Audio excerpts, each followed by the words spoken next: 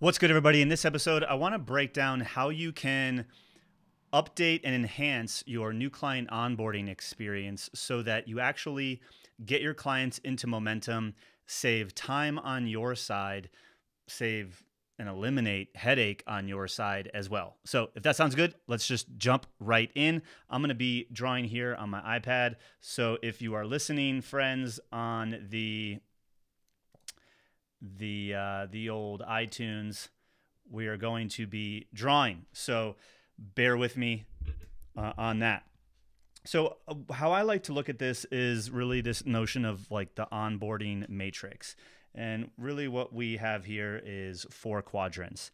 And in these 4 quadrants, we're kind of going to look at the axes as we onboard clients in a way where we create amazing experiences, and on the opposite side, we'll say meh experiences, which really is just okay experiences. And on the far right side of the horizontal axis, we want something that's more, as an agency owner, we want something that's more hands off versus obviously the opposite, which would be hands-on, right? And so just by looking at this matrix, clearly you would want to have amazing experiences onboarding your clients in a way that is more hands-off for you. That's the top right corner. So that would be the win.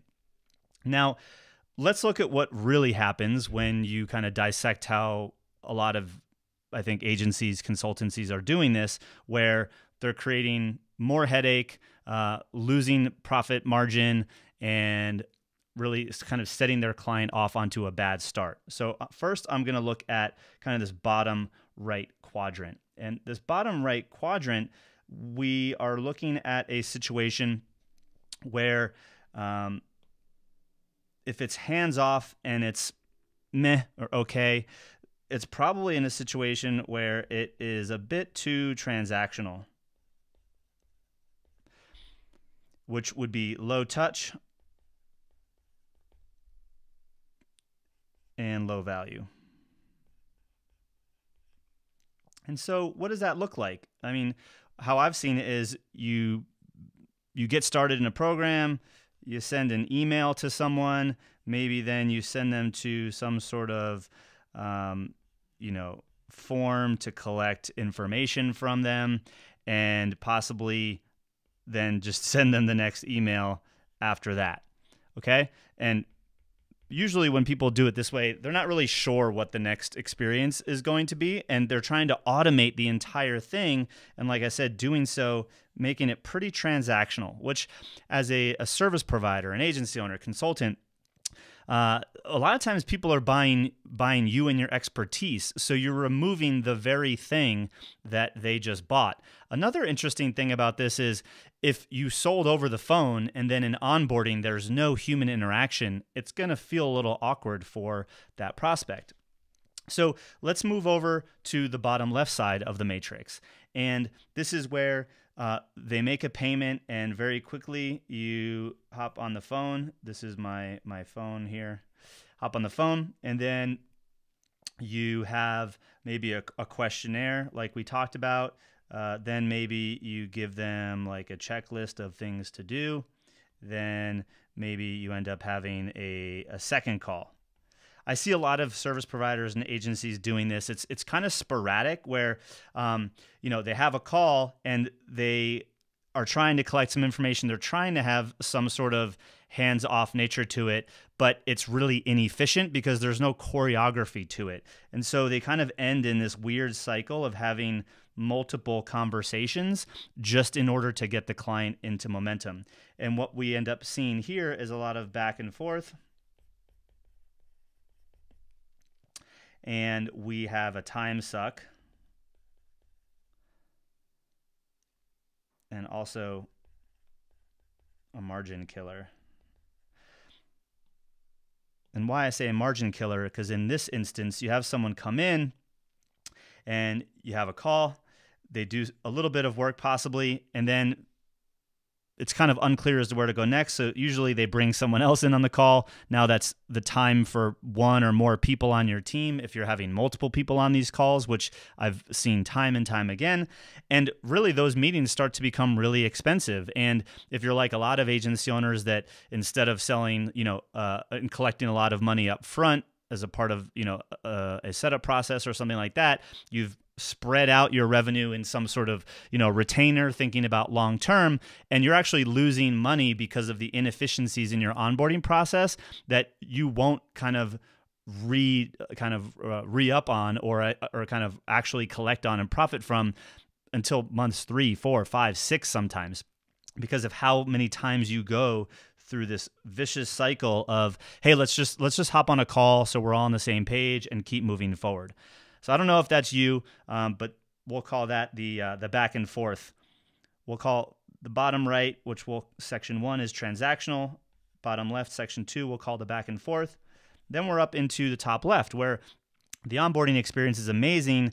It's still really hands-on, and this is very similar to the back and forth. However, you kind of design multiple calls up front without enough prep.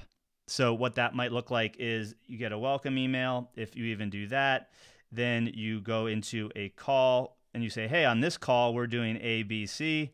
Then we go to the next call and we're going to do, X, Y, Z. And it's almost like these string of calls where everything is happening on the call. And usually what happens here is a lack of efficiency. So, you are kind of covering up the lack of choreography, the lack of you knowing exactly what needs to happen by just scheduling more and more calls, which over time is not really efficient. There's time lost because of the time you and your clients are spending on the phone. And while I think agency owners think that the value is on the client side, value, we'll say high for client. But if you're constantly demanding your client's time and attention just to get the work started, they're probably not going to look at that as valuable. Like, they hired you to make their life better and more efficient, and now you're just asking them to be in a lot more places and spend a lot more time with you. So while it might be higher touch, which might create a little bit more of the amazing feeling, it also becomes way more hands-on. And that's not always the best for clients either. And really for you, as we've started to allude. So what then would be more amazing and hands-off? I don't know about you guys, but if you've ever been in a situation where you have a client come in and you kind of feel like you say the same things over and over again. Those first couple calls, you're teaching them your process, what to expect. You're doing some expectations. Then maybe either on the same call or the next call, you're kind of maybe starting to do some work together. Maybe you're collecting some assets and things like that. Well, if you're doing these things over and over for every single client, I'd argue that you can create a system and a process and harness even automation to make it a whole lot better. And what that looks like for us in this onboarding matrix is something that's, again, amazing for them, but also hands-off. Okay, and so what we first want to do is we want to send them some training. And this can be in the form of video. So imagine they get a little training as step 1. And really this training is all about letting them know how you work, what to expect. Here's where you go to get help. Here's what not to do. Here's what to do if you want to have the most success with this. So we start training our clients to be a good client. Then we show them, we kind of get them into momentum. So call it a warm up, right? And we want to start moving them towards a goal as to why they're here. So we have A to B, and we want to start getting them in momentum. And that might come from, a homework assignment. Maybe you give them a checklist of things to do, but we want to get their brain flowing And in the realm of like, hey, we're in the same book, and we're even on the same page as to what needs to happen here for you to get the results that you want. And so if we train them, then they start doing some work, warming up their brain to some of the things that we're going to be doing together, and then get them on the phone. Back to my sexy phone drawing. They're going to show up to this call ready. And, with our clients, we have them go through a training process where they create what we call the ready client experience, so that every time a client shows up for the call, that first initial call, they are already in momentum. Like clients have already done some of the work for you, so that this call becomes really efficient. And so the hands-off piece is actually this green section that I'm going to draw right here, is where you're kind of getting them in momentum before the hands-on experience. And that hands-on experience, that call can be a lot more effective, a lot more efficient, and moving people into the next stage. So we call this the ready client experience. And when you do it this way, you actually have a situation where, let's do a dark green here.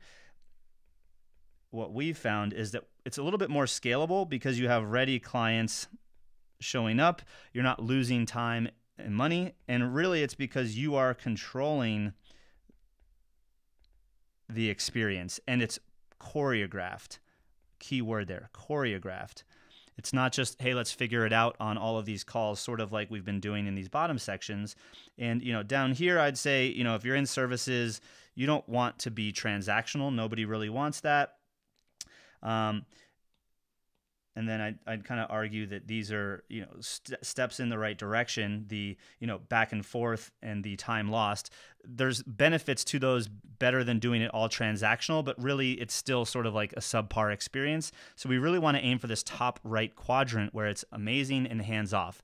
And every time we've worked with an agency client, even in our coaching and consulting side of the business, when a client shows up and they've already done some work, that call, that kickoff experience is way more efficient because not only are they already in momentum, we're able to point them into the next appropriate step as to how we're going to help them in our own process.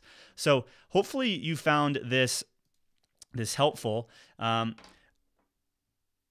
think a big fear that a lot of service providers, agency owners have when bringing a client into the fulfillment side of the business and harnessing technology is that they're going to over-automate it in a way where it does become transactional. And that's obviously the last thing we want. That's that bottom right quadrant.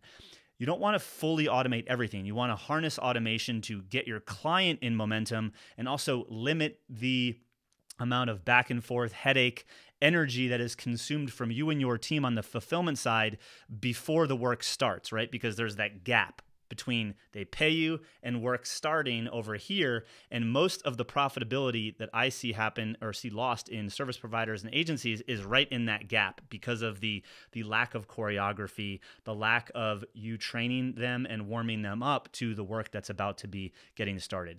So I'd love to hear your thoughts on this. How are you onboarding clients? How amazing and hands-off is it versus, tedious, laborious, and hands-on? Comment below. I'd love your thoughts. And if you are looking to streamline how you onboard clients so that you can 2 to 3x your capacity, I'm going to put a link in the section below here so you can schedule a call with myself and or a member of the team. And really, we're just going to diagnose where you guys are at with your services and how you currently onboard people, how you currently fulfill on your services to streamline some of these things for you. And if we can help, we can show you our step-by-step process, at least point you in the right direction. So if you want a 2 to 3 extra capacity simply by creating a more hands-off and amazing client onboarding experience that is choreographed, look forward to chatting with you soon, and we'll see you in the next episode.